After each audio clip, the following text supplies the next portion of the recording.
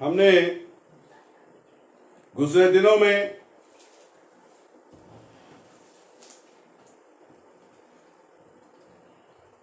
बादशाही, खुदा की बादशाही, आसमानी बादशाही, इस पे गौर किया। कदीम याम से 1000 साला बादशाही तक हमने सारे अदवार पर गौर किया।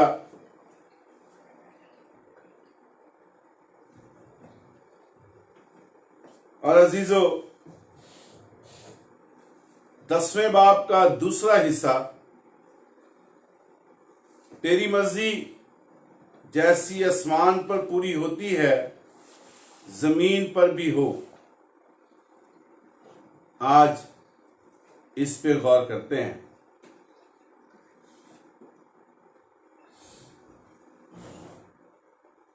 कलाम मुकद्दस में लिखा है,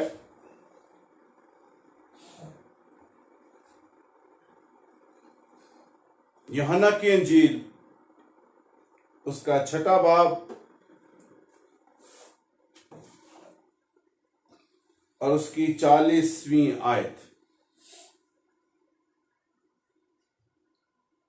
इसमें यह बताता चलूं,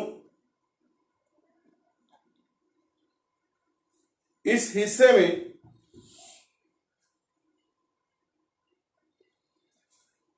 पांच नुकात हैं। तेरी मर्जी जैसी आसमान पूरी जमीन भी हो। तो पहला पॉइंट जो है आज का, वह हम शुरू करते हैं। तेरी मर्जी, और इसमें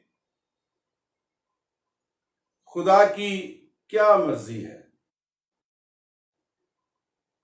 खुदा यीशु मसीह दुआ रब्बानी में बयान करते हैं कि तुम इस तरह दुआ किया करो कि तेरी मर्जी जैसी आसमान पर पूरी होती है जमीन पर भी हो। वो बेटा है। यूहन्ना की इंजील 1 बाब उसकी पहली आयत में अगर हम देखें तो वो खुदा है। खुदा मुजस्सम हुआ, कुदरत के साथ बेटा ठहरा। तो उससे बेहतर कोई उस्ताद नहीं हो सकता, और उससे बेहतर कलाम के कोई भेद नहीं बयान कर सकता। उससे बेहतर कलाम की हिस्ट्री कोई बयान नहीं कर सकता, क्योंकि वो खुद कलाम है। और अगर वो हमें दुआ में ये सिखा रहा है कि तेरी मर्जी जैसी आसमान पर पूरी होती है जमीन पर भी हो, तो जरूर है कि हमें खुदा की मर्जी है कि तेरी मर्जी, क्योंकि वो दुआ बाप से कर रहा है और हमें सिखा रहा है कि हमने दुआ बाप से करनी है, इसलिए वो तेरी का लफ्ज इस्तेमाल करता है। वो ही कंटिन्यूटी है, और उस कंटिन्यूटी में वो पेश करता है कि तेरी मर्जी, और हमें वो ये सिखा रहा है कि तेरी मर्जी जैसी आसमान पर पूरी होती है जमीन पर भी हो। और हम देखते हैं कि खुदा की क्या मर्जी है। हम कहते हैं उसको कि तेरी मर्जी जैसी आसमान पर पूरी होती है जमीन पर हो। तो क्या मर्जी है उसकी जो हमें पता होना चाहिए कि जैसी उसकी आसमान पे मर्जी है, आसमान पे क्या मर्जी है, और जैसी जमीन पर है, जमीन पर उसकी क्या मर्जी है, ताकि जब हम दुआए रब्बानी को पढ़ते हैं, उसको अदा करते हैं, तो हमें पता हो कि जो हम पढ़ रहे हैं कि तेरी मर्जी जैसी आसमान पर पूरी होती है, जमीन पर भी हो, तो कौन सी उसकी मर्जी है जो जमीन पर पूरा होना जरूरी है। तो आइए पहला हवाला देखते हैं, यूहन्ना की इंजील उसका 6 बाब और 40वीं आयत। कलाम मुकद्दस में लिखा है, क्योंकि मेरे बाप की मर्जी यह है कि जो कोई बेटे को देखे और ईमान लाए हमेशा की जिंदगी पाए, और मैं उसे आखिरी दिन फिर जिंदा करूंगा। ये बाप की मर्जी है कि जो कोई बेटे को देखे, इसका मतलब है कि जिस किसी के पास खुशखबरी का पैगाम पहुंच गया है, उसको बेटे की इंफॉर्मेशन पहुंच गई है, उसको उसके उस सारे काम का पता चल गया है, वो जान गया है कि वो कुदरत के साथ उसका बेटा है, और जिसकी तालीम हम सुन रहे हैं और जिसका कलाम हम सुन रहे हैं, जिसके बारे में हम सुन रहे हैं, वो खुदा का बेटा है। और जिसने उसको देखा है वो ईमान लाए। ये खुदा की मर्जी है। इस रोए जमीन पर रहते हुए हर फर्दे बशर पर ये खुदा की मर्जी है कि जिसने उसके बेटे को देखा है वो उस पर ईमान लाए, और फिर खुदा की मोहब्बत है इंसान के साथ कि फिर हमेशा की जिंदगी पाए अपने बेटे की खातिर, कि जो उसके बेटे पर ईमान लाएगा हमेशा की जिंदगी का वारिस है।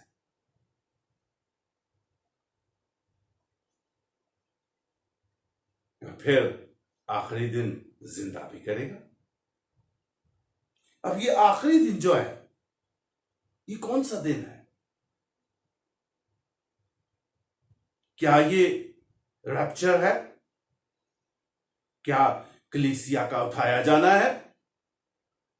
उस दिन हमें जिंदा करेगा। तो किस दिन?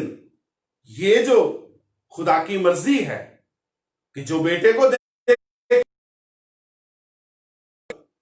उस पर ईमान लाए, हमेशा की जिंदगी पाए, इसको हम सब जानते हैं, और मैं उसे आखिरी दिन फिर जिंदा करूंगा। यहां पे लोग अक्सर गलती करते हैं कि वो कौन सा आखिरी दिन है। और अजीजों, हम कलाम मुकद्दस में सीखते हैं, कलाम मुकद्दस मुकाशवा की किताब में लिखा है कि किताबें खोली गई। मेरे साथ निकालिए,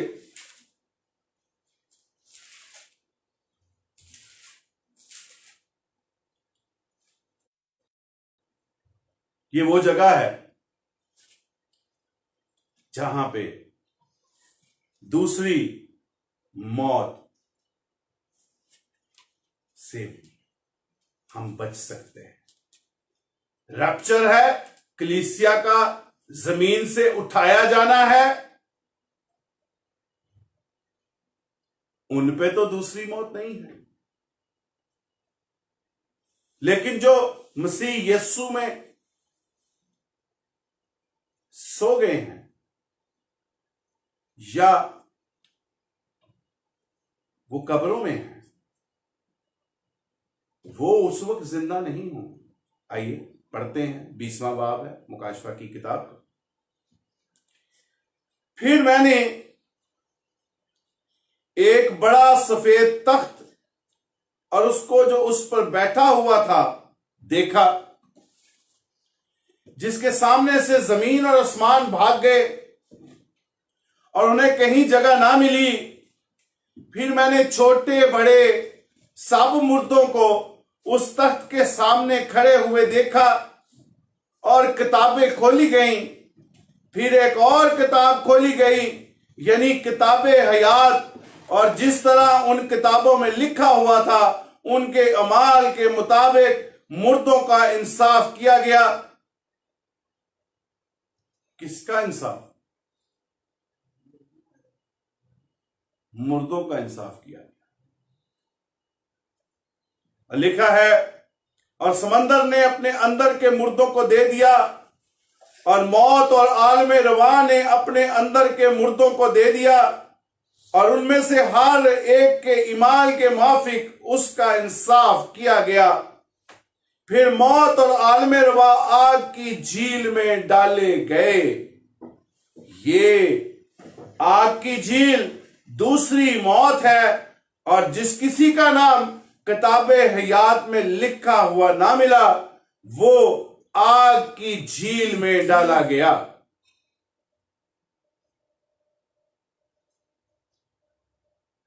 जो तो जिंदा हैं उनको आखिरी दिन कौन जिंदा करेगा? इसलिए किताब मुकद्दस में जो दर्ज है हम उसके मुताबिक देखते हैं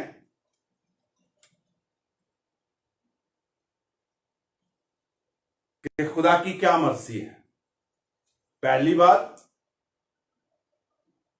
जो कोई बेटे को देखे, खुशखबरी का पैगाम कान तक पहुंचना चाहिए। जिसने खुशखबरी सुनी उसने बेटे को देखा। उसके बाद दूसरी बात, उस पर ईमान लाए कि वो जिंदा खुदा है। इसके बाद हम देखते हैं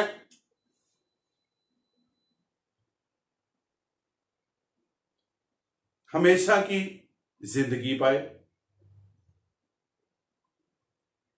और उसके बाद लिखा है मैं उसे आखिरी दिन जिंदा करूं।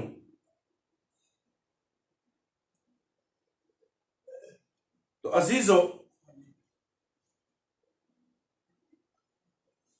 यूहन्ना की इंजील 6 बाब 40वीं आयत में ये उसकी मर्जी है। उसके बाद मेरे साथ चलिए मत्ती की इंजील 18वां बाब उसकी 14वीं आयत। इसी तरह तुम्हारा आसमानी बाप ये नहीं चाहता कि इन छोटों में से एक भी हलाक हो।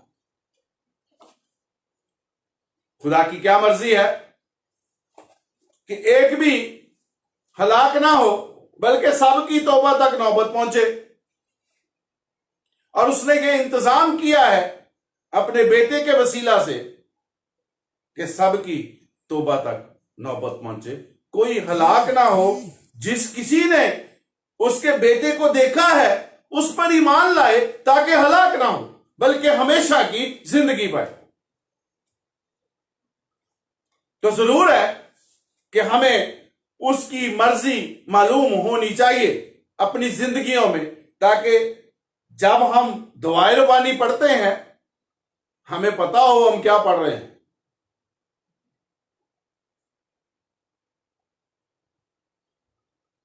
अब वो ये चाहता है कि हम उसकी मर्जी जमीन पर पूरी करें। इफ्सियों के खत में लिखा है, पहला बाब उसकी 5वीं आयत, 9वीं आयत, 11वीं आयत।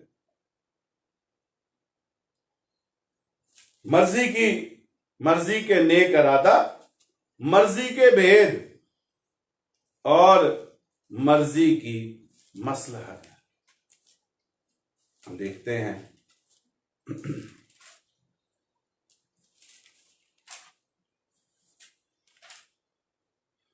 पांचवीं आयत में लिखा है,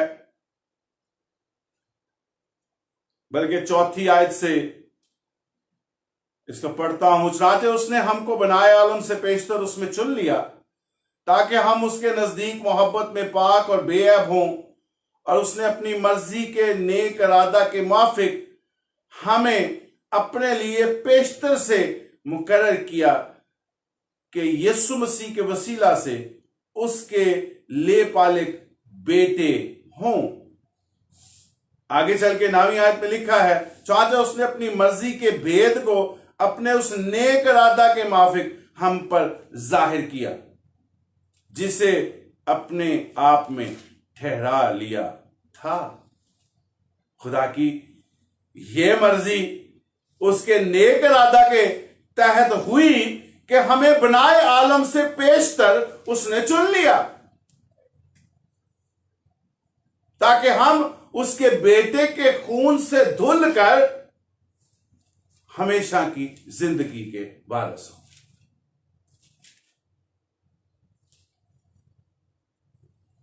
आगे लिखा है, ताकि जमानों के पूरा होने का ऐसा इंतजाम हो कि मसीह में सब चीजों का मजमुआ हो जाए, खा वो आसमान की हो खा जमीन की।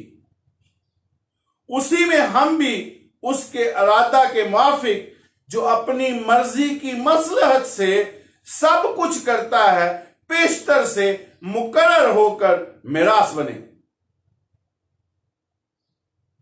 यह खुदा की मर्जी है कि हमें वो मिरास का हिस्सेदार बनाता है। हमें वो अपनी मोहब्बत से, अपनी मर्जी के नेक इरादा से उसने हमें बनाए आलम से पेशतर चुन लिया है। अजीजों, मर्जी खुदा की और उस पे मनवन अमल इंसान का, क्योंकि मर्जी उसकी होती है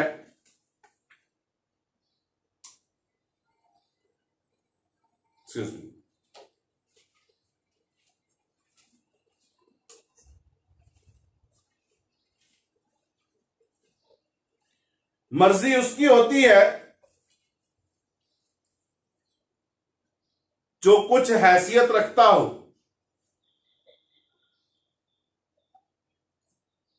और जो हैसियत ना रखता हो उसको मनोवन अमल करने की जरूरत है।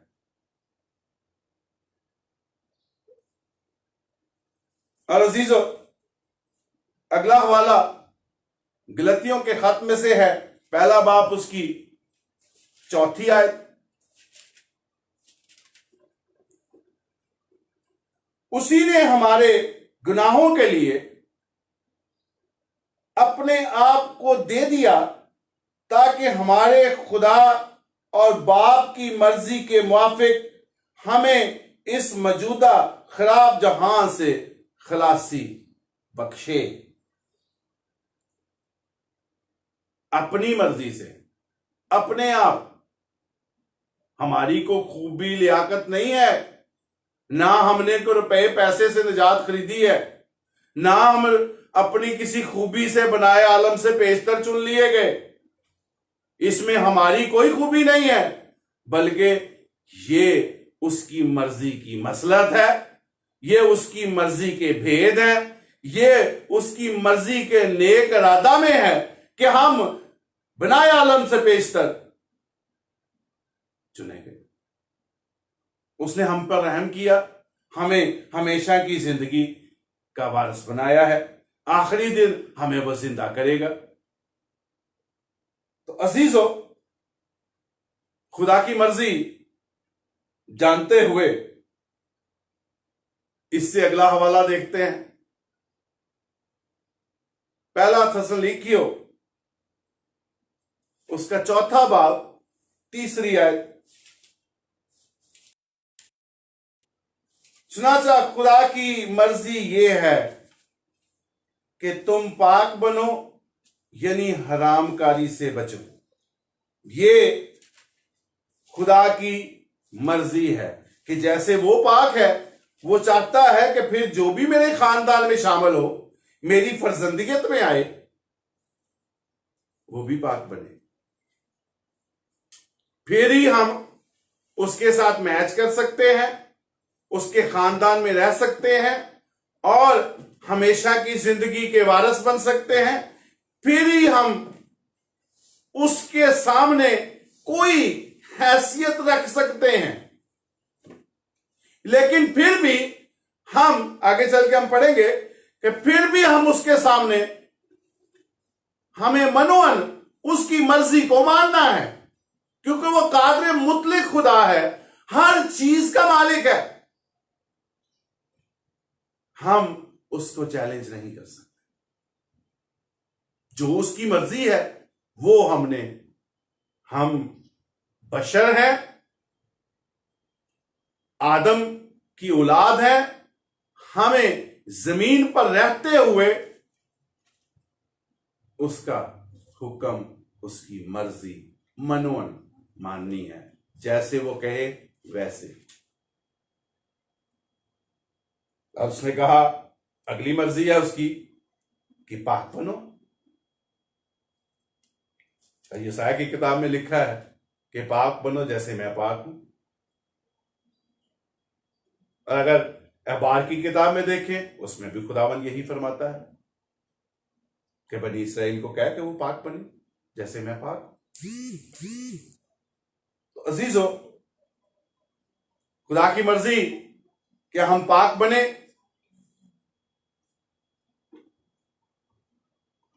इससे अगला हवाला पहला थस्सलुनीकियों 5वां बाब उसकी 18वीं आयत।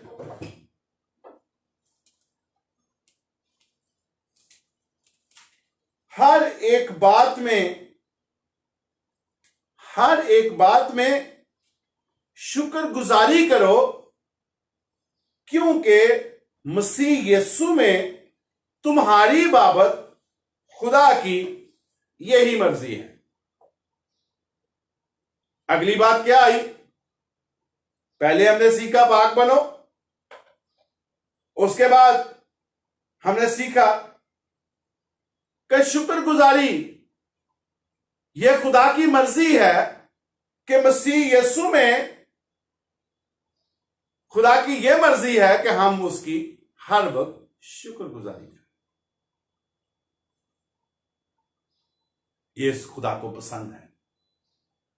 खुदा चाहता है कि कादिर मुतलक होते जब मैं अपने लोगों पर रहम करूं, जब उनको बरकतों और नेमतों से मालामाल करूं, तो वो मेरी शुक्रगुजारी करें। कादिर मुतलक जानते हुए वो मेरी शुक्रगुजारी करें। तो अगली मर्जी शुक्रगुजारी की। फिर उससे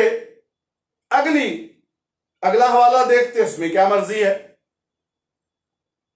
पहला पतरस का खत 2 बाब उसकी 15वीं आयत में लिखा है, क्योंकि खुदा की मर्जी है कि तुम नेकी करके, खुदा की मर्जी है कि तुम नेकी करके नादान आदमियों की जहालत की बातों को बंद करो। ये खुदा की मर्जी है कि हम नेकी करके नादान आदमियों की जहालत की बातों को बंद करें। इसका मतलब है अगली खुदा की मर्जी यह है कि हम नेकी करें, और इस नेकी के अंदर अगर इसको थोड़ा सा खोलें तो पता चलता है कि फिर हमारी जिंदगी ऐसी नमूने की जिंदगी हो कि जब कोई हमसे टकराए तो उसकी जहालत की बातें बंद हो जाए। मसीह यीशु में ऐसी भरपूर जिंदगी हो कि हम दुख सह लें, और जब कोई हमसे टकराए तो उसकी जहालत की बातें बंद हो जाए।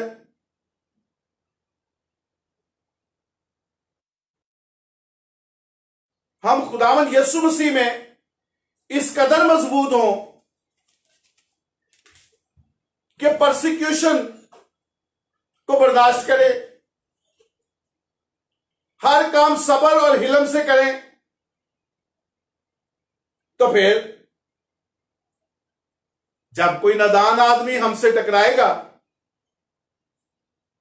तो अपनी जहालत की बातों को बंद करेगा। और इसकी मिसाल आपको देता हूं कि अगर कोई खुदाप्रस्त शख्स ऐसे लोगों में पहुंच जाए तो वो अपनी जहालत की बातें बंद कर लेते हैं। और जहालत की बातें क्या हैं? वो तारीकी के फर्जंद, वो तारीकी के काम हैं जिसको जहालत कहा गया। वो काम जिसको खुदा से कराहियत, खुदा को कराहियत है। खुदा जिन कामों को नापसंद करता है वो सब बातें जहालत की बातें हैं। और जहालत की बातें इसलिए हैं कि ये काम इब्तदाई अय्याम में किए जाते थे, कदीम अय्याम में। वो जहालत का दौर था, इसलिए उसको इस जहालत के साथ मंसूब किया गया, ताकि जब हम पाक बने, जब हम शुक्रगुजार दिल रखते हों, सब्र रखते हों, हिल्म रखते हों, बर्दाश्त रखते हों, और जब कोई नादान हमसे टकराए तो उसको हमारी जिंदगी से ऐसा नमूना नजर आए कि उसकी जहालत की बातें बंद हो जाए। और ऐसा अक्सर जिंदगी में होता है। जब आप किसी शराबियों की महफिल में बैठे, अगर आप उनकी महफिल में पहुंच गए हैं तो वो अपनी हरकत जहालत की बात बंद तो कर लेते हैं, इसलिए कि जो शख्स हमारे दरमियान आके बैठ गया है वो ऐसा नहीं है। और एक दिन उस मौजूदगी की वजह से, पाकरू की रहनुमाई की वजह से, उनमें से बहुत से लोगों की जान बच जाती है।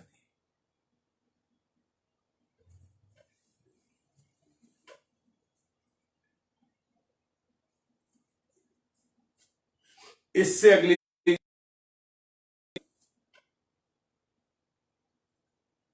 कलाम मुकद्दस में खुदावंद यीशु मसीह फरमाते हैं, मत्ती की अंजील 7वां बाब उसकी 21वीं आयत में,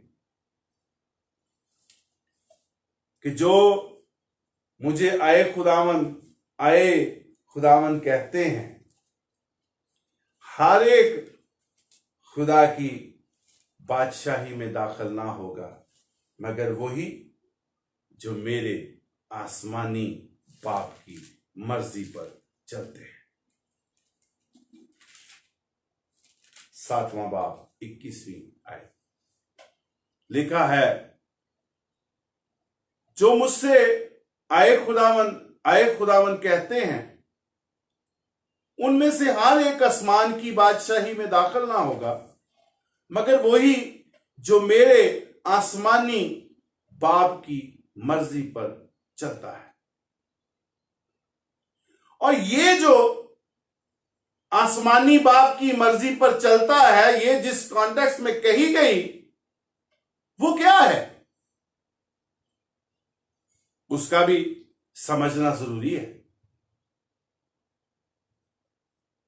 और उससे ऊपर वाली आयतों में अगर आप देखें तो जो लोग आए खुदावन कहते हैं, उनकी क्या पहचान है?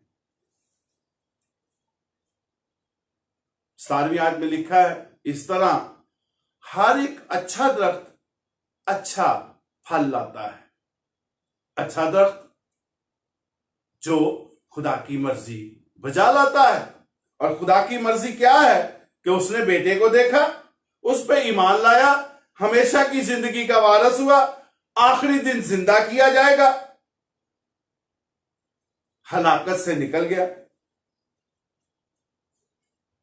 और उसके बेटे के खून बहाए जाने पर, उस कुर्बानी पर, उस निजात के काम पे ईमान लाया, पाक बना, नेकी करता है, सबर हिल्म से लबरेज है, शुक्रगुजार दिल रखता है, तो वो अच्छा दरख्त है। और ऑब्वियसली रुल्क उसके फलों से लदा होगा और सबसे मोहब्बत रखता हो। आगे लिखा है, और बुरा दरख्त बुरा फल लाता है।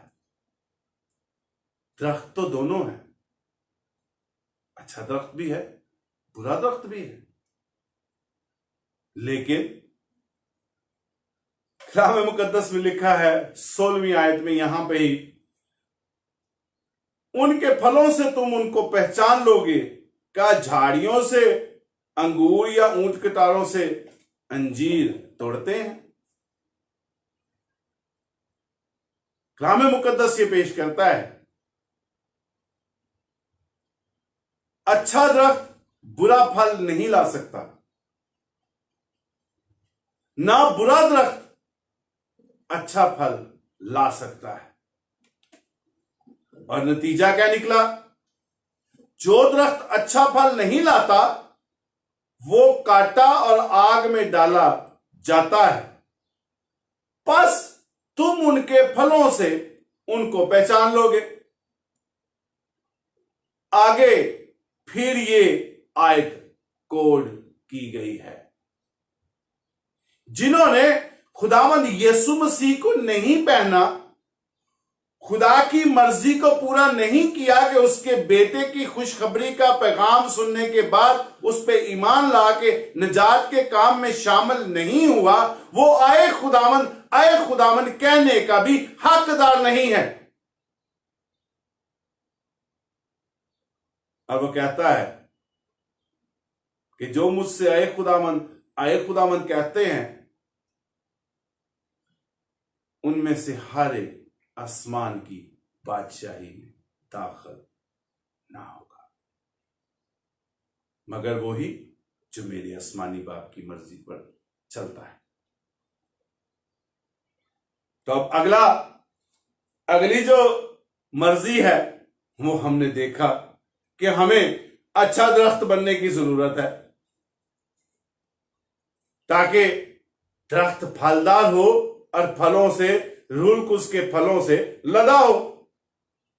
ये खुदा की मर्जी है कि हम अच्छा दरख्त बने,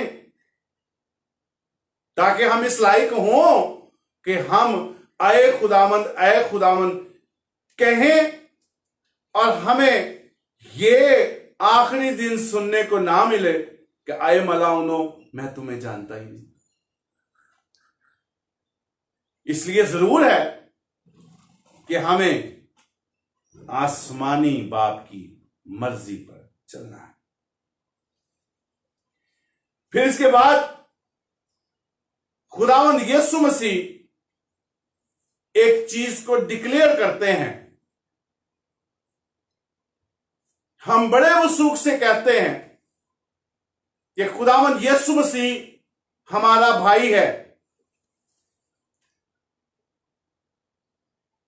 लेकिन वो इस नियम को बयान करता है, वो इस रिश्ते की बुनियाद को बयान करता है और कहता है मत्ती की इंजील 12वां बाब उसकी 50वीं आयत में, देखिए क्या कहता है, कौन सा असूल पेश करता है। लिखा है, क्योंकि जो कोई मेरे आसमानी बाप की मर्जी पर चले, वो ही मेरा भाई और मेरी बहन और मां है। रिश्तेदारी का बेस खुदा ने बयान कर दिया, खुदा यीशु मसीह ने, कि खुदा की यह मर्जी है कि जो आसमानी बाप की मर्जी पर चले, जो उसकी मर्जी पर चलेगा, खुदा की मर्जी है कि जो उसकी मर्जी पर चलेगा वो ही मेरा भाई कहला सकता है। क्यों? उसकी रीजन है कि खुदा पाक है, उसका बेटा पाक है, और जो उसकी फर्जंदियत में जा रहा है, जो उसका भाई बनने को तैयार हो रहा है, उसको भी जरूरी है कि वो भी पाक बने, उसका भी शुक्रगुजार दिल हो, वो भी नेकी करता हो, सबर हिलम रखता हो, हमेशा की जिंदगी का वारस हो। तो जरूरी है कि रिश्ते की बुनियाद खुदावंद यीशु मसीह के साथ उसने भी जो बुनियाद पेश की है वो भी खुदा की मर्जी पर ही है।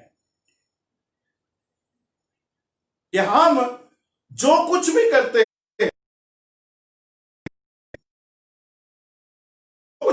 हैं जरूर है कि हमें खुदा की मर्जी को पूरा करना है।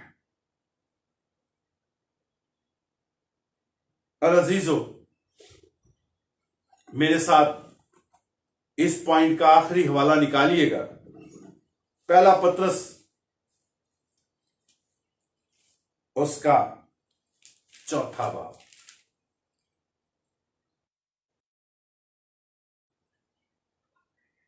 देखिएगा, पहला पत्रस 4था बाब उसकी 19वीं आयत। कलाम मुकद्दस में लिखा है, बस जो खुदा की मर्जी के माफिक दुख पाते हैं वो नेकी करके अपनी जानों को वफादार खालक के सुपुर्द करें। क्या खुदा की मर्जी है जी? खुदा की मर्जी के माफिक वो अपनी मर्जी से जो चाहता है, उसकी चाहत ये है कि हम उसके नाम से अगर दुख पाते हैं तो क्या करते हैं? हम अपनी जानों को वफादार खालक के सुपुर्द करें।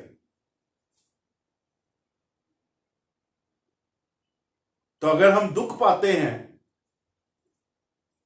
तो दुख पाने में भी खुदा की मर्जी है, ताकि हम मजबूत हो सके।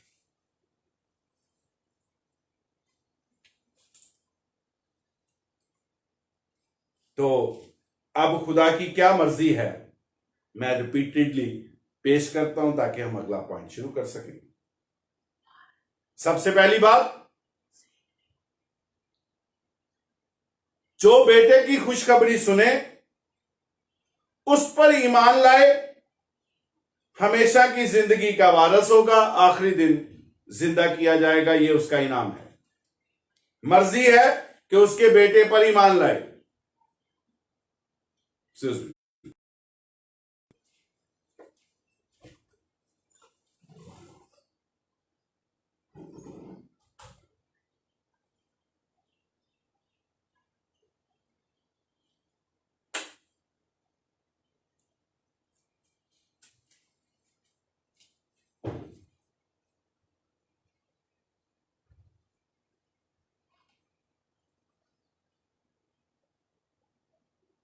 दूसरी बात कि जो ईमान लाए, खुदा ये नहीं चाहता कि सब हलाक हों, बल्कि वो चाहता है कि सबकी तौबा तक नौबत पहुंचे। ये खुदा की मर्जी है। उसके बाद उसने अपनी मर्जी से बनाए आलम से पेशतर हमें चुन लिया। हमारा इसमें कोई रुपए पैसे से हमने नहीं खरीदा, ना हमारे अमाल हैं, ऐसी कोई चीज नहीं है जिससे हम चुने गए हैं। उसके बाद खुदा की मर्जी है हम पाक बने। उसकी मर्जी है हम उसकी शुक्रगुजारी करें।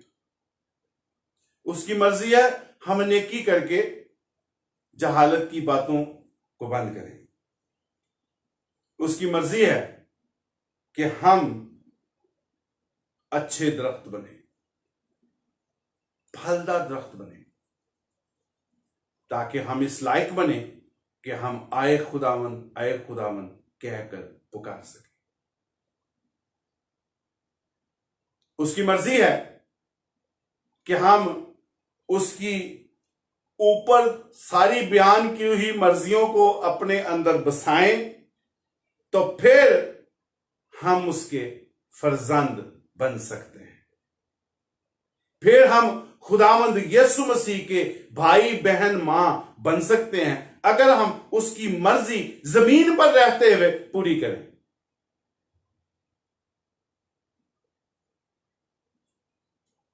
तो इसी पॉइंट में दूसरा हिस्सा है, खुदा जो चाहता है वो करता है।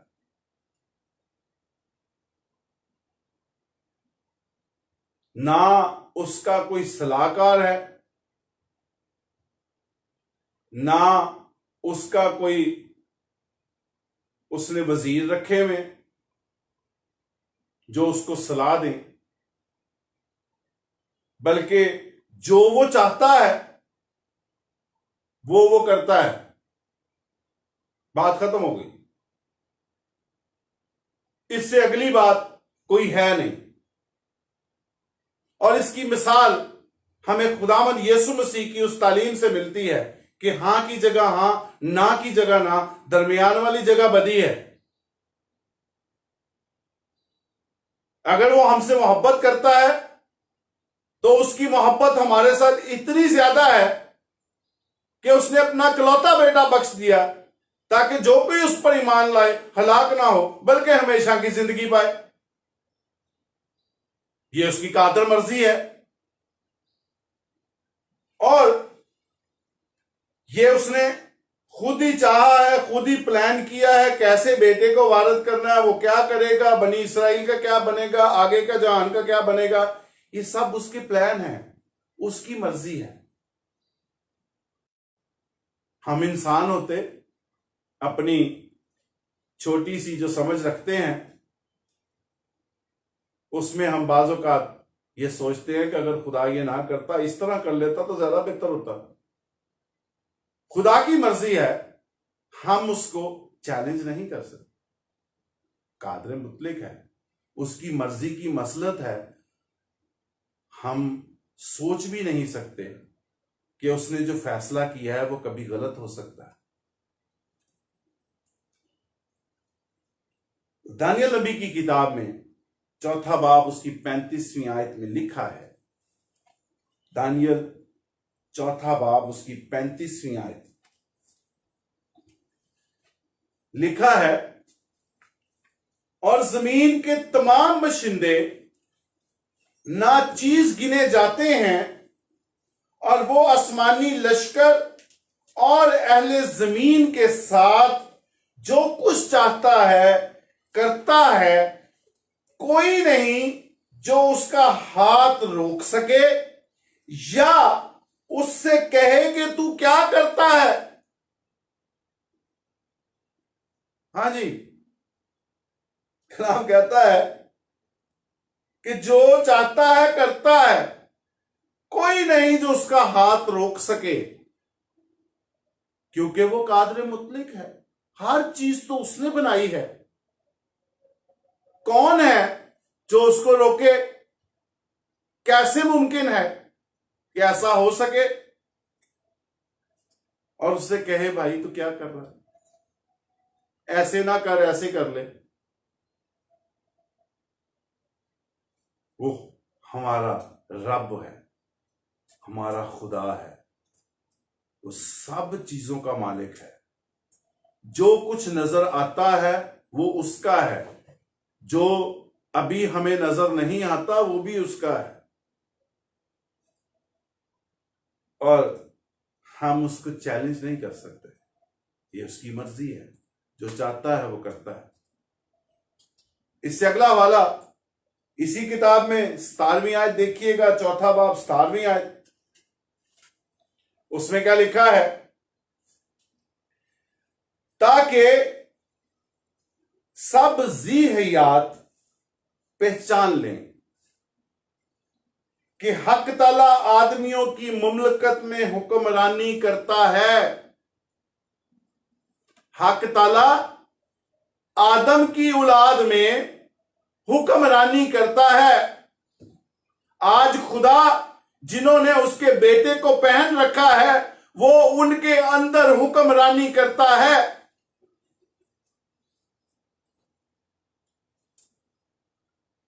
क्योंकि कलाम मुकद्दस कहता है कि खुदा का रूह हम में बसा हुआ है, इसलिए वो आदमियों में हुक्मरानी करता है। लिखा है, और जिसको चाहता है उसे देता है। ये उसकी कादर मर्जी है कि वो जिसको चाहता है देता है। ये जरूरी नहीं है कि हम उसके मर्जी के मुताबिक जिंदगी को बसर करें और जो चाहें वो पाएं। उसकी कादर मर्जी है, वो जो चीज दे वो दे, जो नहीं देता ना दे। ये उसकी कादर मर्जी है, हम उसको चैलेंज नहीं कर सकते कि तू ये क्या करता है। क्योंकि जिसको चाहता है देता है, बल्कि आदमियों में से अदना आदमी को उस पर कायम करता है। जो हकीर है उनको वो आला दर्जे पर क़याम बख्शता है। ये वही बात है जो खुदावंद यीशु मसीह ने कही कि जो अपने आप को बड़ा बनाएगा छोटा किया जाएगा, और जो अपने आप को छोटा बनाएगा वो आसमानी बादशाही में बड़ा किया जाएगा। तो अजीजों, ये खुदा जो चाहता है उसकी कादर मर्जी है कि हम जो जमीन के बशिंदे हैं हम उसके सामने नाचीज हैं। हम तो ये भी नहीं कह सकते कि तू क्या करता है, ये तूने क्या किया। इसलिए कि वो आसमानी लश्कर और अहले जमीन के साथ जो चाहता है करता है, उसकी कादर मर्जी है। ज़बूर 115 उसकी 3री आयत में लिखा है, हमारा खुदा जो आसमान पर है उसने जो कुछ चाहा वही किया, और जब से कदीम अयाम से आसमान और जमीन के बनाए जाने के वक्त से और उससे पहले आज तक उसने जो चाहा वो करता है। उसकी कादर मर्जी है, हम उसको चैलेंज नहीं कर सकते। उसने वो ही किया, और इसका मतलब है कि जो हमने इफ्सियों के खत में हवाला पढ़ा वो बिल्कुल ठीक है और बिल्कुल दुरुस्त खुदा का कलाम आपस में मैच करता है कि ये उसका नेक इरादे के माफिक है, उसकी मर्जी के भेद हैं, उसकी मर्जी की मसलहत है कि आज हम खुदावंद यीशु मसीह के वसीला से खुदा के फर्जंद हैं। इसमें हमारी कोई लियाकत खूबी नहीं है, बल्कि ये उसका फजल है, और फजल भी उसकी अपनी मर्जी से, हमारी को मर्जी नहीं है।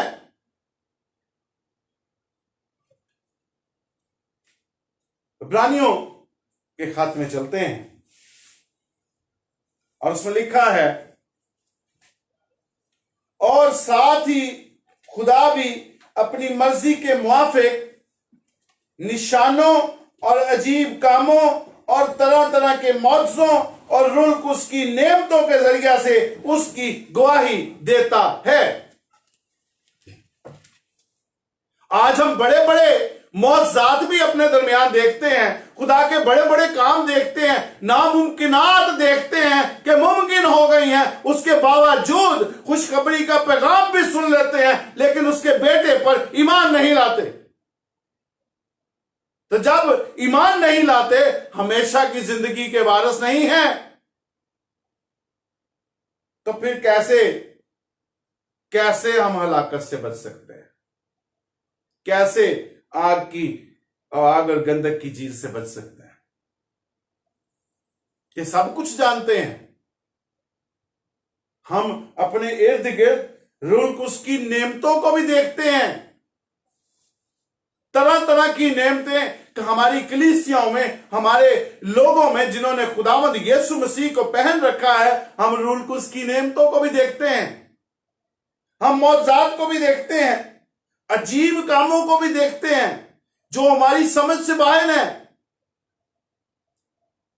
लेकिन उसके बावजूद उसकी ज़ाते इलाही पर ईमान नहीं लाते, उसकी मर्जी को पूरा नहीं करते। तो अगर उसकी मर्जी को पूरा ना करें तो फिर अजीजों, कैसे मुमकिन है कि हम उसके बेटे कहलाएं या हम उसके खानदान में शामिल हों? कैसे मुमकिन है? इसके बाद देखते हैं यूसाया नबी का सहीफा, उसकी 14वां बाब 27वीं आयत में क्या लिखा है। कलाम मुकद्दस में लिखा है, क्योंकि रब्बुल अफ़वाज ने इरादा किया है, कौन उसे बातल करेगा, और उसका हाथ बढ़ाया गया है, उसे कौन रोकेगा। मैं अक्सर लोगों को कहता हूं कि अब अगर खुदा ने इरादा कर लिया कि इस बदकार दुनिया को सजा दे और उसने अपना हाथ बढ़ा दिया है और इस वबा को इस जमीन पर नाफज कर दिया है, तो कौन है जो उसको रोक ले? इसमें उसकी कादर मर्जी है। वो जो चाहता है वो करता है। आज उसने जो चाहा है उसने किया है। अगर दुनिया में लोग कहते हैं कि ये मुल्कों की प्लानिंग है, अगर मुल्कों की प्लानिंग हो और इसमें खुदा की कादर मर्जी शामिल नहीं है, तो वबा की ये सूरत दुनिया में, पूरी दुनिया में नहीं हो सकती। इसका मतलब है कि इसमें उसकी कादर मर्जी है, और जब उसने इरादा कर लिया है तो कौन उसे बातल करे? कैसे हम उसको कहें भाई तू क्या करता है? हम तो मरे जाते हैं, हमारा तो बुरा हाल हो गया है, बस कर। हम कौन है? कलाम मुकद्दस कहता है जमीन के तमाम बशिंदे नाचीज गिने गए हैं। हम तो नाचीज हैं, कैसे कहें उसको? वो कादिर मुतलिक है, मिन्नत कर सकते हैं, समाजत कर सकते हैं, जरूर उसको कह सकते हैं, लेकिन कैसे मुमकिन है कि वो अपना इरादा पलटे? हो सकता है कि उसने फिर इरादा कर लिया हो कि बहुत हो गया, बहुत दुनिया को सजा दे ली, काफी लोग सीधे हो गए हैं, काफी लोग मेरे कलाम पे आ गए हैं, मेरी मर्जी के मुताबिक जिंदगी बसर शुरू कर दिया, ओके ठीक है, मैं अपना इरादा बदलता हूं, ओके रोक देता हूं। हो सकता है ईमानदारों की दुआई सुन ले, लेकिन ये उसकी कादर मर्जी है। हम चैलेंज करके उसकी मर्जी को नहीं रोक सकते। एक जनाब इंडिया में प्रॉफिट है, उन्होंने चैलेंज किया था कि मैं 31 मार्च को इस वबा को इस दुनिया से रोक के दिखाऊंगा। वो कौन है भाई? कलाम कहता है कि जमीन के तमाम बशिंदे नाचीज गिने गए हैं। वो कौन है? कैसे चैलेंज किया? क्या हम खुदा के इरादे को बातिल कर सकते हैं? हम रिक्वेस्ट कर सकते हैं, हम उससे मिन्नत कर सकते हैं कि खुदामंद अगर तू चाहे तो रहम कर। लेकिन हम चैलेंज नहीं कर सकते क्योंकि मैं रोक के दिखाता हूं। कैसे? तो अजीजों, मुश्किल बात है।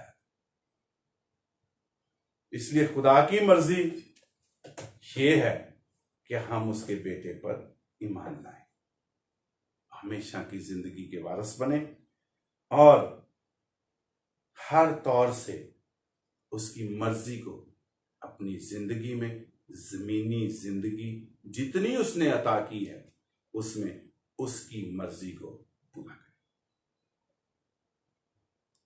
इसके बाद अगला पॉइंट है जैसी।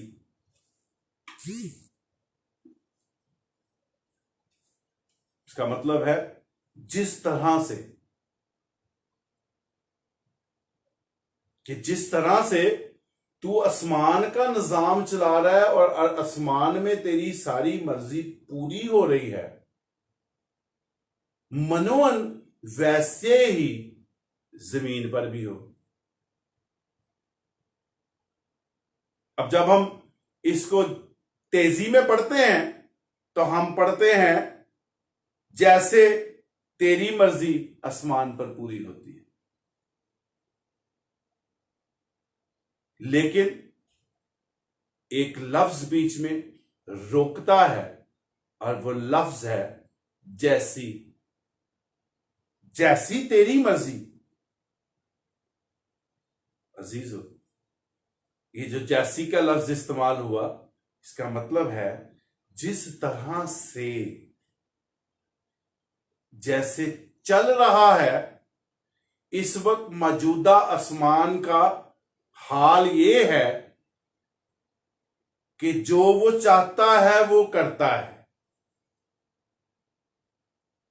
जैसी, जिस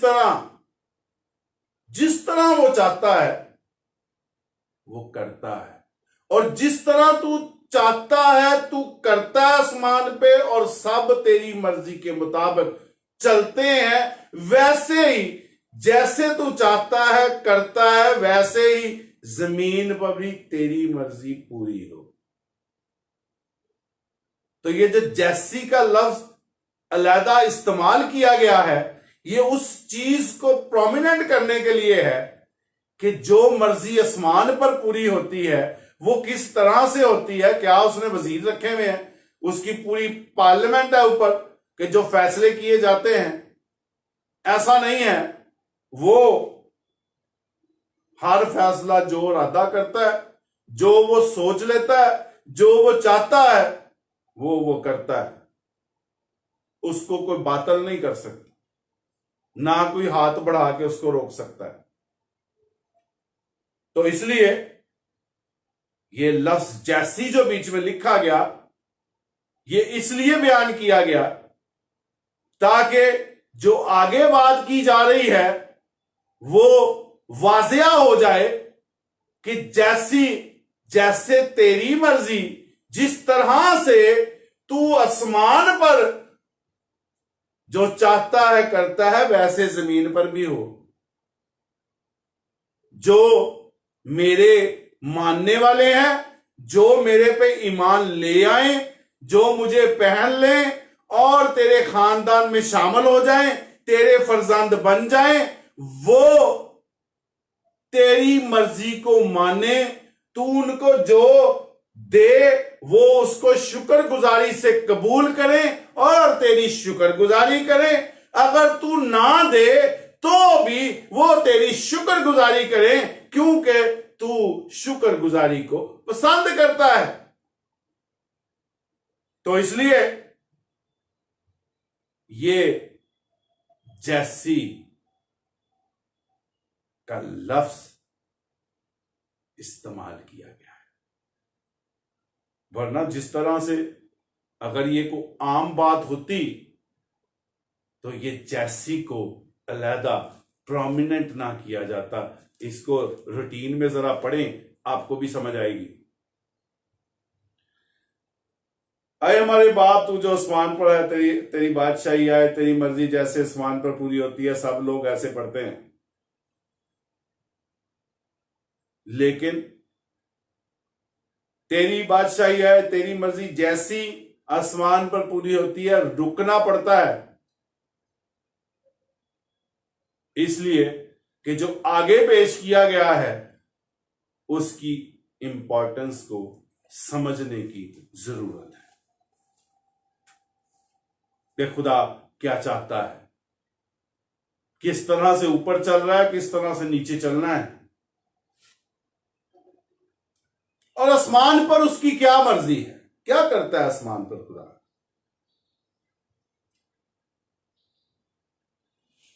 देखिए मेरे साथ मुकाशवा की किताब, उसका चौथा बाब। अपने जिंदा खुदा की शान शौकत पे जरा गौर करते हैं। कैसा अजीम खुदा है हमारा।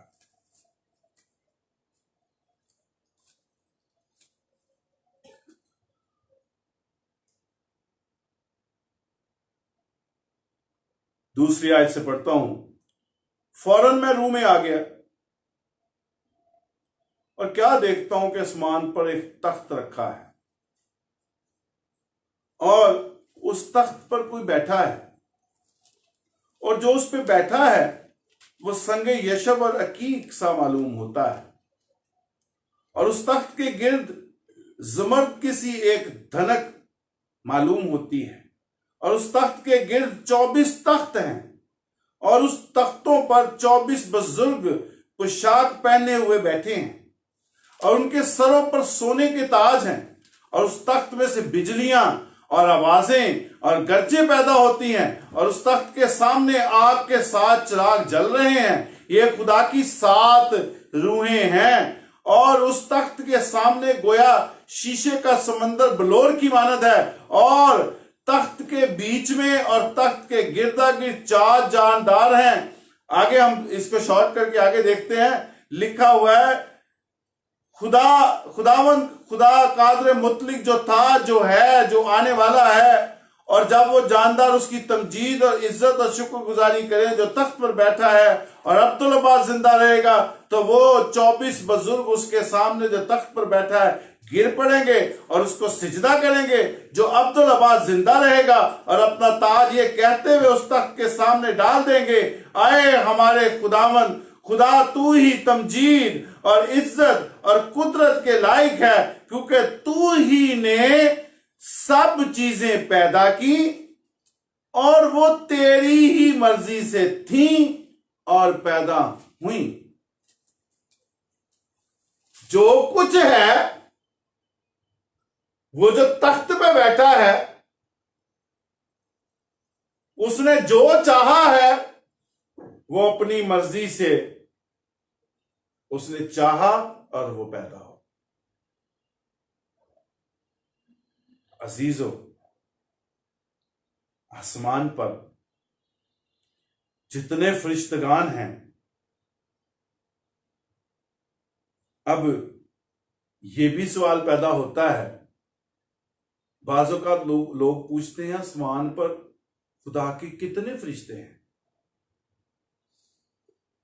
कितना बड़ा आसमान है, उसमें कितने को फरिश्ते होंगे। तो उसका एक छोटा सा आइडिया हमें मिलता है। कलाम मुकद्दस में बहुत जगहों पर उसके लिए लिखा गया कि वो लश्करों का खुदावंद है। इसका मतलब बहुत लश्कर होंगे, वो लश्करों का खुदावंद है। और अजीजों, ज़बूर 68 68 ज़बूर उसकी 17वीं आयत में लिखा है, खुदा के रथ 20,000 हजार हैं। खुदा के रथ 20,000 हजार हैं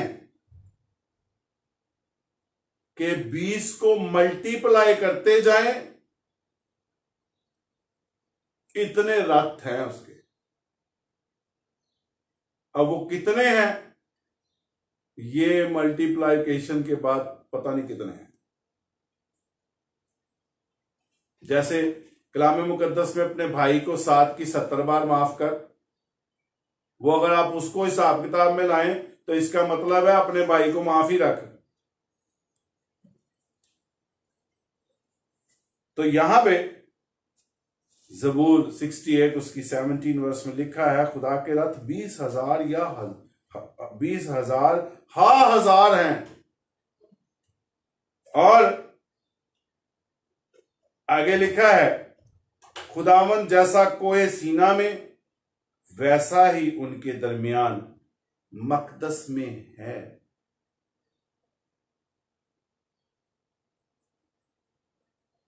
अगली बात, अब ये जितने 20,000 हजार,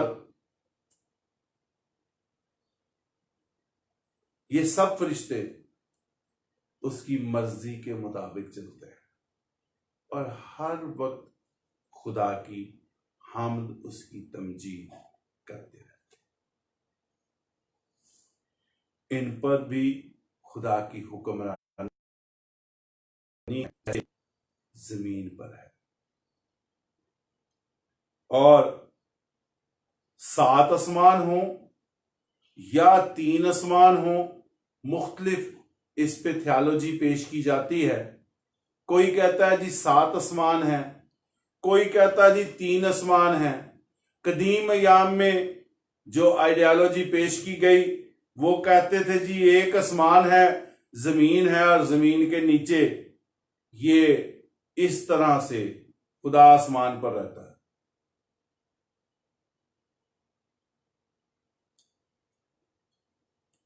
जमीन पर हाकमियत अबलीस को दी गई, लेकिन अबलीस का हुक्म ईमानदारों पर नहीं है। यह खुदा की कादर मर्जी है। वो पूरी दुनिया पर हुक्मरानी करता है, लेकिन जो खून खरीदे लोग हैं उस पे उसकी हुक्मरानी नहीं है। इसलिए अबलीस कभी नहीं चाहता कि उसकी हुक्मरानी से कोई निकले और मेरी हुक्मरानी के दायराकार से बाहर हो जाए। इसमें खुदा की कादर मर्जी है। कलाम मुकद्दस में लिखा है, आसमान उसका तख्त, अभी हमने पढ़ा, आसमान उसका तख्त, जमीन पांव की चौकी, और वो इख्तियारे कुल रखता है। आसमान खुदा का मस्कन है। मेरे साथ निकालिएगा मुकाशवा 4 बाब 19वां बाब, एंड में चले जाइए। मुकाशवा 19वां बाब उसकी 14वीं आयत। जितनी फौजें हैं वो क्या करती हैं? एक सिपा सलार है, कोई विंग कमांडर नहीं है, कोई कर्नल, कोई मेजर, कोई कैप्टन, कोई चीज नहीं है। वो वाहिद है और वाहिद ही कादर मुतलक है। फिर वही कहूंगा, जो वो चाहता है वो करता है, वाहिद। और 14वीं आयत में लिखा है, और आसमान की फौजें सफेद घोड़ों पर सवार और सफेद और साफ महीन कतानी कपड़े पहने हुए उसके पीछे पीछे हैं। और खुदा की मर्जी यही है कि हम भी उसके पीछे पीछे चलें। ज़बूर 103 मेरे साथ निकालिएगा ज़बूर 103,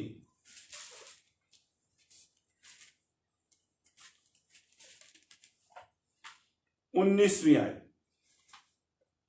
कलाम मुकद्दस में लिखा है, खुदावन ने अपना तख्त आसमान पर कायम किया और उसकी सल्तनत सब पर मुसल्लत है। आए खुदावन के फरिश्तों, उसको मुबारक कहो, तुम जो जोर में बढ़कर हो और उसकी कलाम की आवाज सुनकर उस पर अमल करते हो। आए खुदावन के लश्करों, सब उसको मुबारक कहो, तुम जो उसके खादम हो, उसकी मर्जी बजा लाते हो।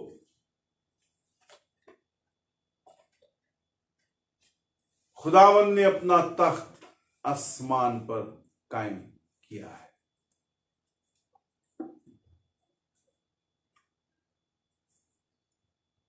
अब मैं इसके बारे में कुछ खास सोच विचार रखता हूं। अभी हमने पढ़ा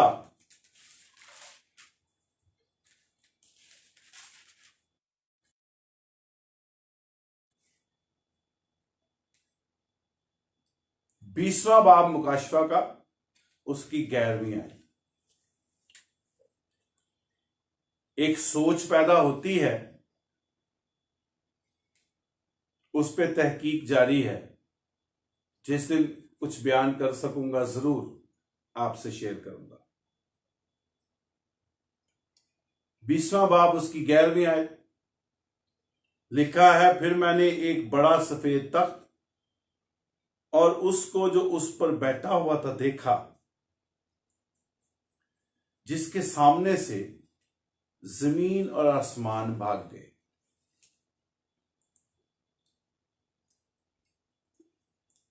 अब आसमान जो है वो भाग गया, तो आसमान तो उसका मस्कन है, वो अपने फरिश्तगान के दरमियान अपने मकदस में रहता है। तो आसमान भाग गया, तो ये सब चीजें कहां हैं? वो कौन सा आसमान है, वो कौन सी जगह है कि जमीन और आसमान भी भाग गए, तो तख्त लगा हुआ है, किताबें खोली गई हैं, सारे मुर्दे सामने पेश हो गए हैं। वो कौन सी जगह है? वहां तो आसमान भी भाग गया। कलाम में जो लिखा है वो बिल्कुल ठीक है। तो फिर वो कौन सी जगह है? तो जरूर शेयर करूंगा आपके साथ। ये पॉइंट आपको भी दिया है, आप भी इस पे तहकीक कीजिएगा, तफ्तीश कीजिएगा, बाकी आप सबकी रहनुमाई करे। अगला पॉइंट है तीसरा पॉइंट। पहला पॉइंट था तेरी मर्जी, दूसरा पॉइंट था आसमान जैसी, तीसरा पॉइंट था आसमान, और अब चौथा पॉइंट है पूरी। जैसी आसमान पर पूरी होती है। ज़बूर 40 में लिखा है, आए मेरे खुदा, मेरी खुशी तेरी मर्जी पूरी करने में है, बल्कि तेरी शरीयत मेरे दिल में है।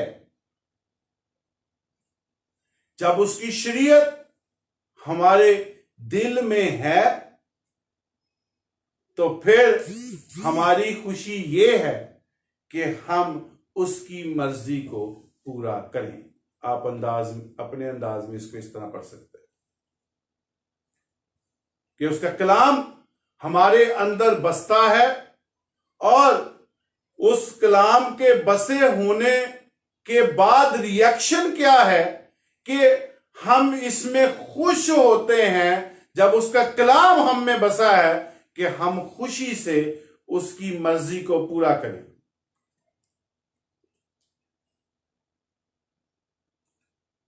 मत्ती की इंजील 26वां बाब उसकी 42वीं आयत में लिखा है, खुदावंद यीशु मसीह खुदा के हुजूर दुआ कर रहे हैं और कहते हैं,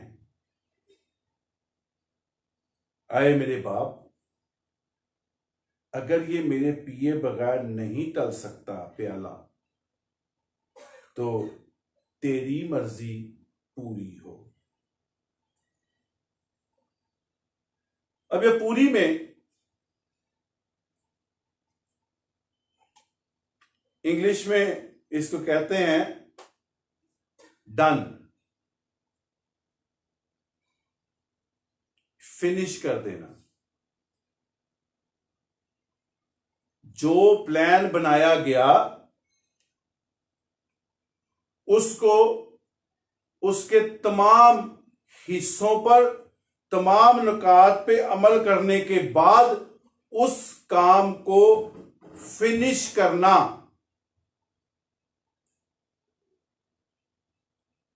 और उस काम को तमाम करना।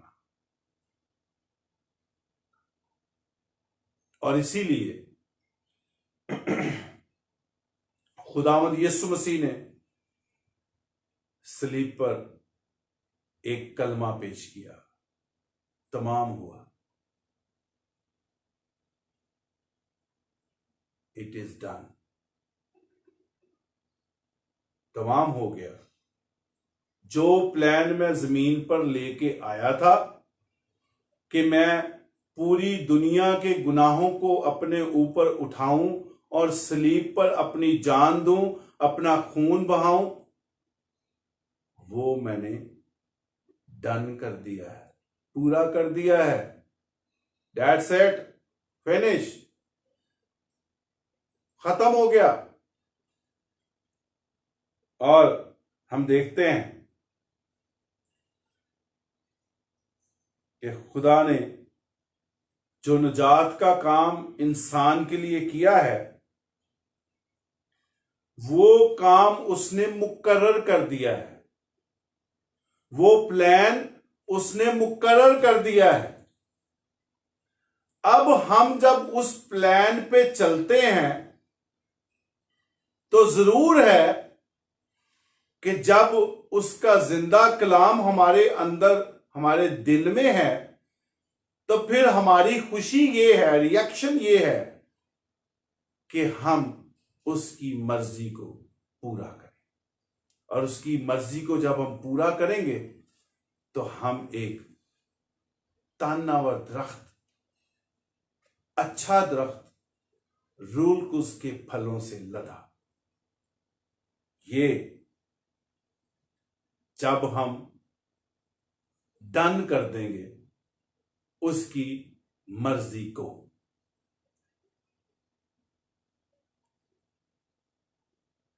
क्योंकि ये निजात जो हमें मिली है ये खुदा की मर्जी के मुताबिक, उसकी मर्जी की मसलहत से मिली है। और जरूरी है कि हम इसको डन करें, इसको पूरा करें, अपनी जिंदगी में इसको बसाएं। और जब शरीयत हमारे दिल में हो तो हम इसको खुशी से पूरा करें।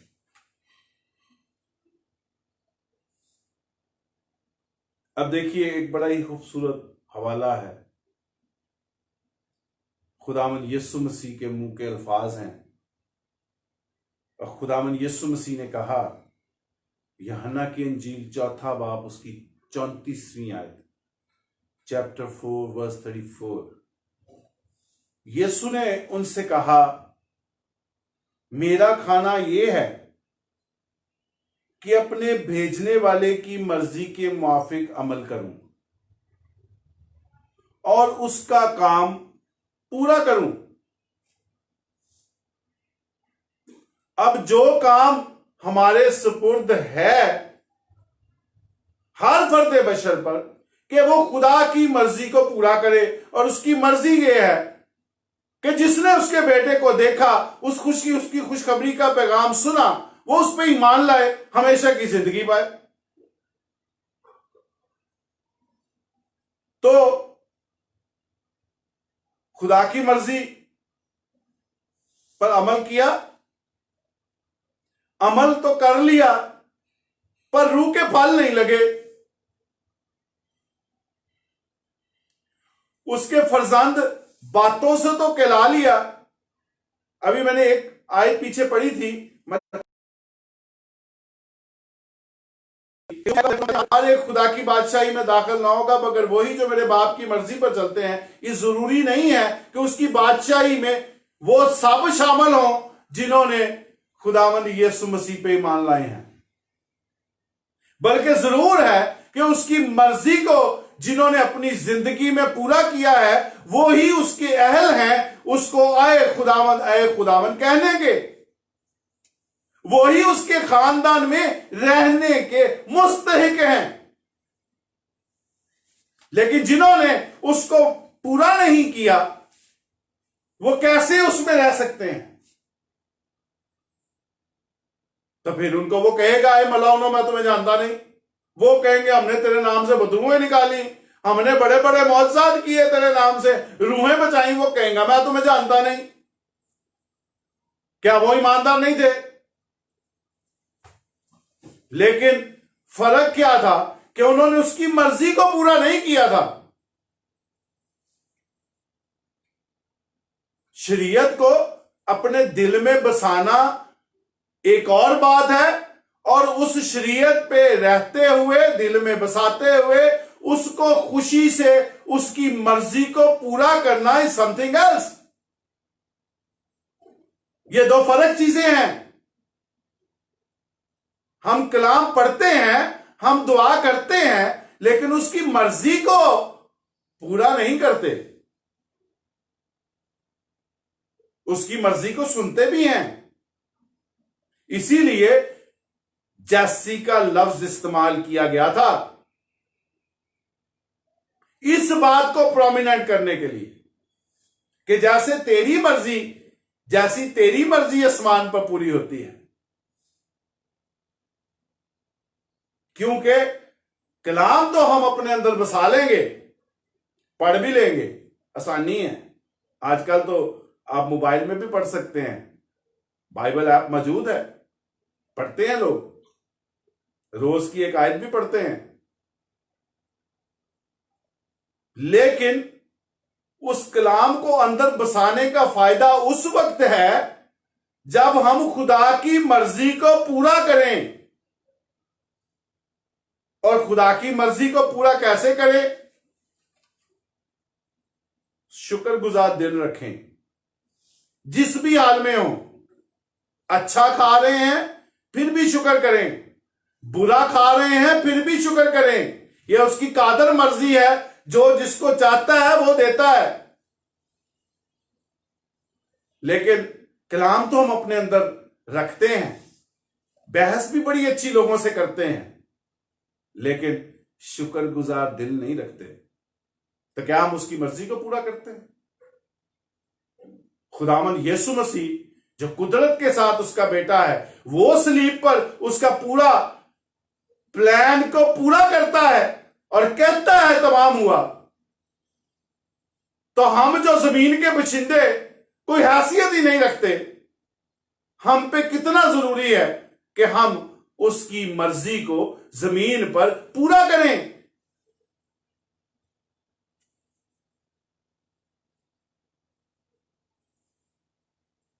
नेकी करें, हिल्म, बर्दाश्त, दुख उठाने का हौसला खुदा के नाम पर, यह उसकी मर्जी है।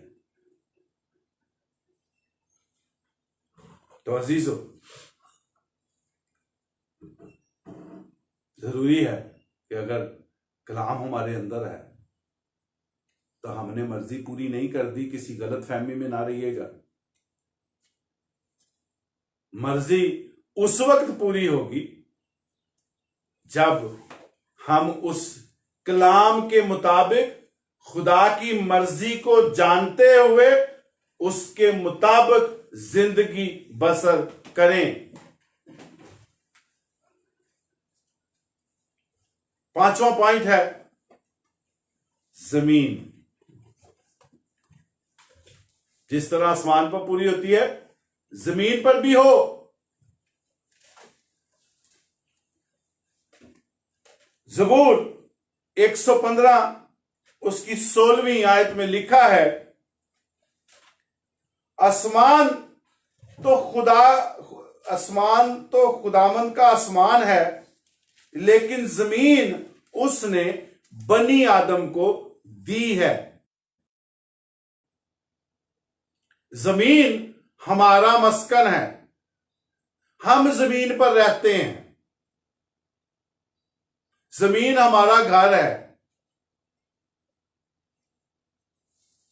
और जमीन खुदा के लिए उसकी पांव की चौकी है।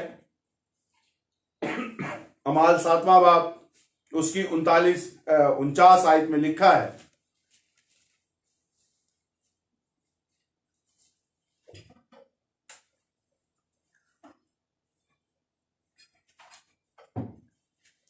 मेरे साथ निकालिए रसूलों का अमाल उसका 7वां बाब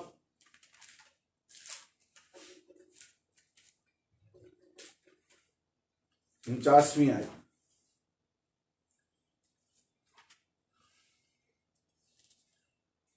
खुदावंद फरमाता है, आसमान मेरा तख्त और जमीन मेरे पांव तले की चौकी है। तुम मेरे लिए कैसा घर बनाओगे, या मेरी आरामगाह कौन सी है? क्या ये सब चीजें मेरे हाथ से नहीं बनी? तो जमीन जो है वो उसके पांव तले की चौकी है। फिर हमने दानियल नबी की किताब में पढ़ा है 4 बाब 7वीं आयत में कि वो आदमियों की मुमलकत में हुक्मरानी करता है।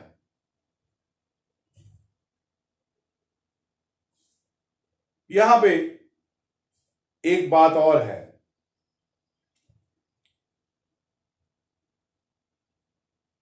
आसमान पर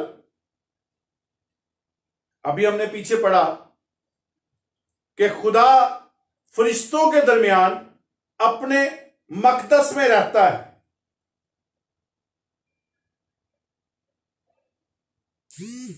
खुदा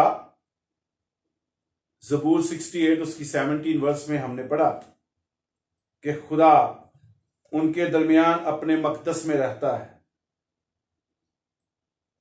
जमीन पर भी उसका एक मकदस है और वो उसमें रहता है, लेकिन जो हमने उसका मकदस बनाया है वो उसी ने ही बनाया है। वो अपने ही हाथ की बनाई हुई चीजों में रहता है। वो जो चाहता है वो करता है। और जमीन पर उसका मकदस जो है वो हम हैं। हर फर्द बशर जो उसके बेटे पर ईमान लाता है और उसकी मर्जी को अपनी जिंदगी में पूरा करता है, वो उसका मकदस है और उसका रूह उसमें बसा हुआ है। तो अब आसमान उसका मस्कन है और उस मस्कन में वो अपने मकदस में रहता है जिसमें उसका तख्त लगा हुआ है, और जमीन उसके पांव तले की चौकी है। और उस जमीन पे वो हर फर्द बशर के अंदर रहता है, क्योंकि हम उसका मकदस है, क्योंकि उसका रूह हम में बसा हुआ है। तो आसमान उसका मस्कन, वो अपने मकदस में रहता है। जमीन उसके पांव तले की चौकी, वो हर फर्दे बशर के अंदर उसका मकदस है, जिन्होंने खुदावन यीशु मसीह को पहना है और उसकी मर्जी के मुताबिक अपनी जिंदगी को बसर करते हैं।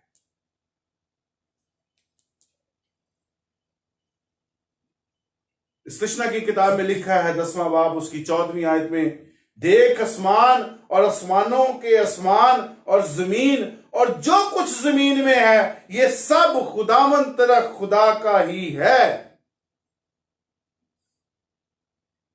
तो फिर इसको कौन रोकेगा? कौन उसको मना करेगा भाई क्या कर रहा है? क्योंकि वो जो चाहता है वो करता है। और यहां पे एक अहम बात, खुदा ने एक अहद बांधा है। हम उसके मुख्तलिफ अहद सुनते हैं।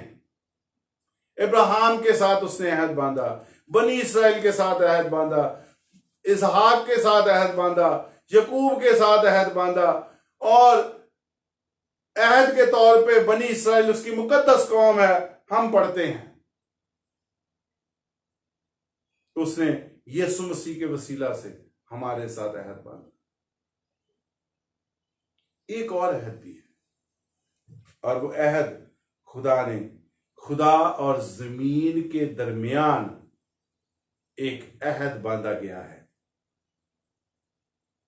और वो अहद है पैदाइश 8वां बाब।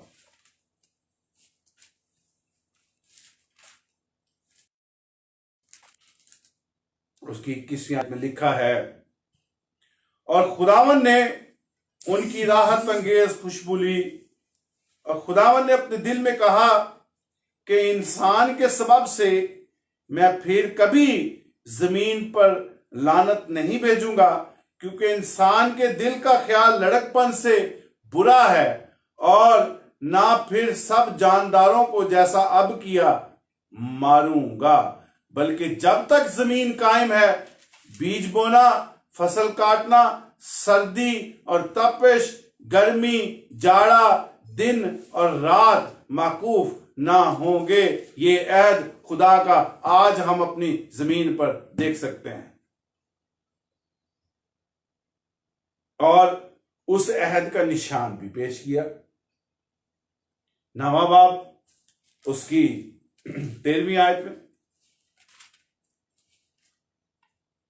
और खुदा ने कहा, जो अहद मैंने अपने और तुम्हारे दरमियान सब जानदारों के दरमियान जो तुम्हारे साथ हैं पुष्ट दर पुष्ट हमेशा के लिए करता हूं, उसका निशान ये है, मैं अपनी कमान को बादल में रखता हूं, वो मेरे और जमीन के दरमियान अहद का निशान होगी, जिसको हम कौसे कज़ा कहते हैं।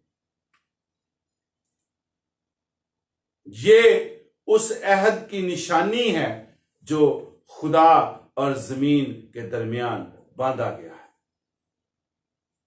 और उस जमीन पर जो लोग उसके बेटे पर ईमान लाते हैं और उसकी मर्जी को पूरा करते हैं, वो चलते फिरते खुदा के मकदस हैं, क्योंकि खुदा का रूह उनमें बसा हुआ है। और ये जो हम पुकारते हैं कि आए रूहे पाक उतर आ, हम रूल कुस की हजूरी के लिए उसका शुक्र करते हैं। रूल कुस भी खुदा की एक शख्सियत है, खुदा है, और वही रूह हम में बसता है, और हम उसके मकदस हैं।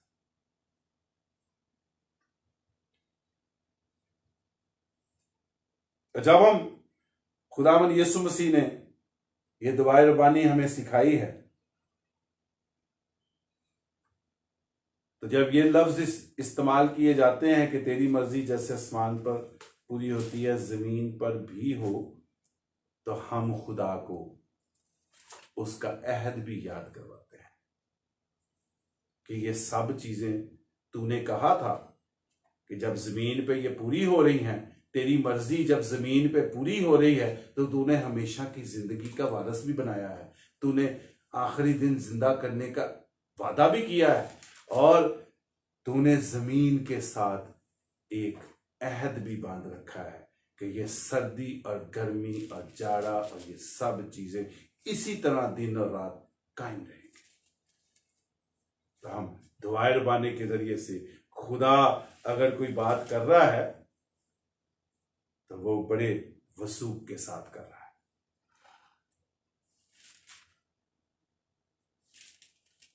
अब चंद हवाले हैं, 2-3 मैं वो पढ़ता हूं, उसके बाद आज के इस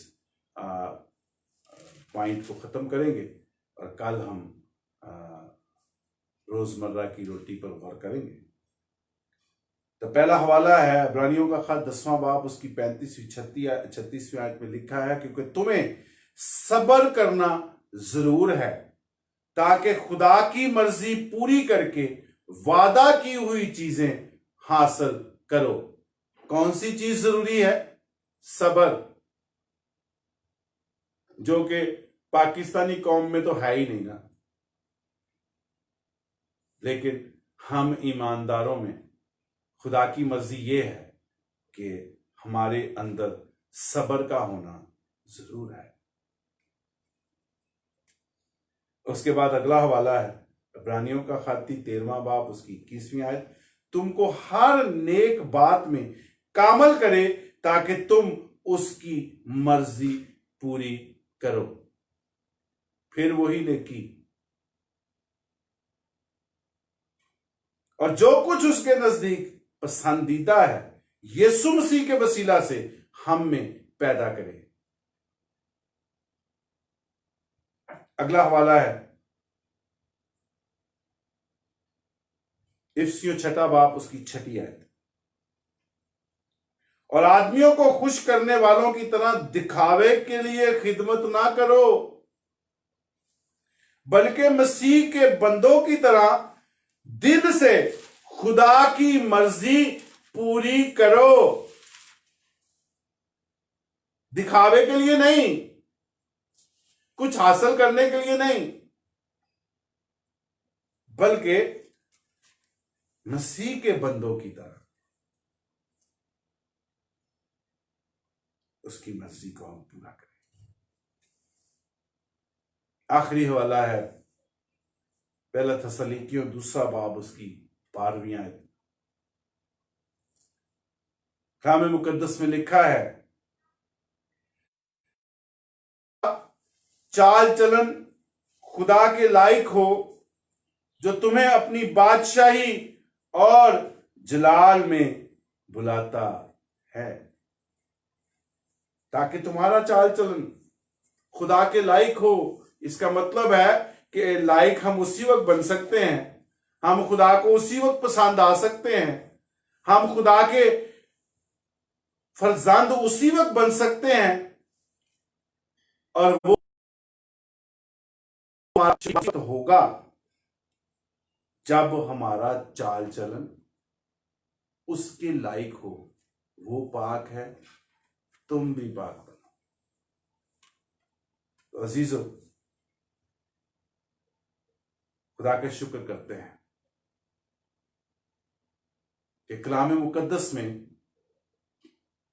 एक आयत खुदा की कुदरत से भरी हुई है। एक एक आयत, एक एक लफ्ज, और हम जब कलाम पढ़ते हैं तो रूटीन में पढ़ जाते हैं, लेकिन खुदा का पूरा कलाम खुदा की कुदरत, खुदा के भेदों के साथ भरा हुआ है।